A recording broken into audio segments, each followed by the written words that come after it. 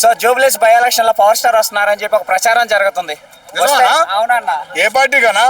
BJP. అంతేనా? ఇంకా super అన్న. అట్లయితే మరి ఎన్నాళ్ళు పొడుకుంది బీజేపీ అనుకోవచ్చు. ఇప్పుడు ఒక హంగామా అయ్యిద్దన్న. అసలు అర్థం కావట్లేదు అన్న. జూబ్లీస్ లో నిజంగా ఈ 5 days నుంచి చూస్తున్నాం కదా, అటు బీఆర్ఎస్ కానీ ఇటు కాంగ్రెస్ కానీ అట్లాగే ఈ బీజేపీ కంటికి కనపడకుండా ప్రచారం జరుగుతుంది.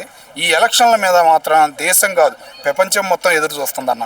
ఒక రసవసంగా జరగబోతున్న ఈ ఎలక్షన్లు చాలా ఇంట్రెస్ట్గా ఉన్నాయి. ఈ ఎలక్షన్లు అయితే ఎందుకంటే అటు ముఖ్యమంత్రి గారికి పేరు, ఓకేనా, అట్లా కాంగ్రెస్ పార్టీకి, ఇటు బీజేపీకి, అట్లాగే బీఆర్ఎస్. ఏంటంటే గ్రేటర్ హైదరాబాద్లో ఒక్క సీటు కూడా కాంగ్రెస్ పార్టీకి లేదు కాబట్టి ఇది ఒక హైలైట్. ఈ ఎలక్షన్లు అనేది బాగా హైలైట్ కాబోతున్నాయి. అందరి కళ్ళు ఈ నియోజకవర్గం మీదే ఉండయి అన్న. ఉండిద్ది అన్న. ఏంటంటే పవన్ కళ్యాణ్ ఫ్యాన్స్ కూడా చాలా ఉన్నారు ఇక్కడ. కనపడకుండా ఓట్లు పరంగా కూడా పవన్ కళ్యాణ్ ఫ్యాన్స్ చాలా మంది ఉంటారు. వాళ్ళ ఎఫెక్ట్ అనేది మరి ఆయన ఏం చెబుతాడు ఏందనేది కొద్దిగా రసవసంగా ఉంటుంది అన్న. అమ్మవారుగా అంటారన్న, మురిగే వాళ్ళు మురుగుతూనే ఉంటారు. మన వాళ్ళని పట్టించుకుంటే అట్ట.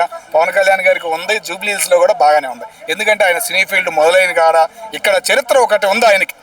మన అప్పుడు పరిటాల రవి ఉన్నప్పుడు కానీ అప్పుడు చాలా జరిగిన ఇన్సిడెంట్లు ఈయనకి సపోర్ట్గా చాలా మంది ఇక్కడ నియోజకవర్గంలో ఉండారన్న. అది చేయొచ్చు అన్న, చేయొచ్చు. ఏదైనా కౌంటర్ గంటి డైలాగ్ ఏదైనా వదులుతాడనే ఫీలింగ్ అయితే మాకు ఉందన్న. అది అన్నా దాని గురించి ఏం చెప్పరన్న. అప్పుడే ఏం చెప్పరు. కానీ బీజేపీ పార్టీ తరఫున ఏదైనా గట్టి పట్టు. ఏంటంటే 29లో బీజేపీ రావాలని చెప్పేసి అటు బీఆర్ఎస్ కాముగా ఉంది, ఇటు కాంగ్రెస్ కూడా కొద్దిగా వెనక్కబడినట్టు ఉంది. మోడీ గారు గట్టిగా పట్టుబట్టినట్టు ఒక ఫీలింగ్ అయితే ఉందన్న. అది ఏపీలో అన్ని ప్రాబ్లమ్స్ ఉంటాయి, ఇక్కడికి వచ్చి ప్రచారం చేయడం ఎంతవరకు కరెక్ట్ అంటాడు? ఏం ప్రాబ్లమ్స్ ఉంటాయి అన్న ఏపీలో? నీకు ఏం ప్రాబ్లమ్స్ ఉంటాయి? అరే ఏం మాట్లాడుతున్నావు అన్న? మొన్నదా పరదా పట్టాలు కట్టుకుని తిరిగిన మా జగన్మోహన్ రెడ్డి గారు బూట్లు లేకుండా పాదాలు బయటకు వచ్చి రైతు వ్యవసాయం అంతా తిరిగాడు. ఇంకేం కావాలి చెప్పు? అదే గొప్ప. ఓకేనా? మొన్నటిదాకా పరదాలు పట్టాలు కట్టుకుని బూట్లు దిగినోడు ఇవాళ ప్యాంటు పైకి అనుకుని రైతు మళ్ళీ వైఎస్ఆర్ లాగా కనపడ్డాడు. బుద్ధి మారిందంటే మరి అది ఎవరి దెబ్బ? పవన్ కళ్యాణ్ గారి దెబ్బే. మారలేదన్న. మారుతాడు, పవన్ కళ్యాణ్ మారుతాడు అనే ఫీలింగ్ అయితే కనపడింది అన్న నిన్నటి నుంచి మాకు. అది అంటే ఈసారి మళ్ళీ జగన్మోహన్ రెడ్డి గారు రావచ్చు మరి. ఏమన్నా రాజకీయం ఎట్లా ఉందన్న? జనం వేసే ఓట్ల మీద ఆధారపడి లేదు, అన్ని మిషన్ల మీదే ఉంది.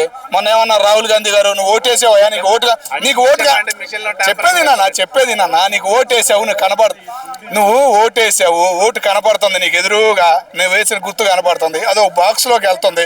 ఆ బాక్సే వెళ్ళి వీళ్ళు కౌంటింగ్ చేస్తున్నారని గ్యారంటీ ఏముంది?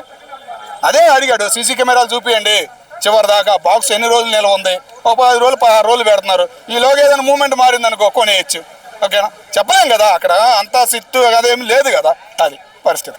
కేకేఆర్ వచ్చింది కదా, బీఆర్ఎస్ గెలుస్తుందని, మళ్ళీ పవన్ కళ్యాణ్ చేంజ్ చేస్తారని ఇక్కడ చేయాలి కదా బీజేపీ తరఫున. కేంద్రం గవర్నమెంట్ ఇస్తుంది అమౌంట్, కొద్దిగా ఏదైనా చేసినట్టు ఉండాలి కదా ప్రచారం అనేది. అమౌంట్ ఇస్తుందని చేస్తున్నారా? అమౌంట్ అని కాదన్న, సాయం అన్నది. ఓకేనా? మొన్నటిదాకా కేంద్రం ఏం చూసింది? దక్షిణ భారతదేశాన్ని ఏమీ చూడలే, ఏం సాయం చేయలే. ఒక 2 మంత్రి పదవులు ఇచ్చారు. ఒకప్పుడు కాంగ్రెస్ ఉన్నప్పుడు ఎంతమంది మంత్రులు ఉండేవాళ్ళు అన్న? మన కేంద్ర మంత్రులు మినిమం 15 మంది 20 మందికి తగ్గేవాళ్ళు కాదు. మన రాష్ట్రాల్లోనే, తెలుగు రాష్ట్రాల్లోనే 15 మంది 20 మందికి వచ్చేవి. ఇప్పుడు ఏడొస్తున్నాయి?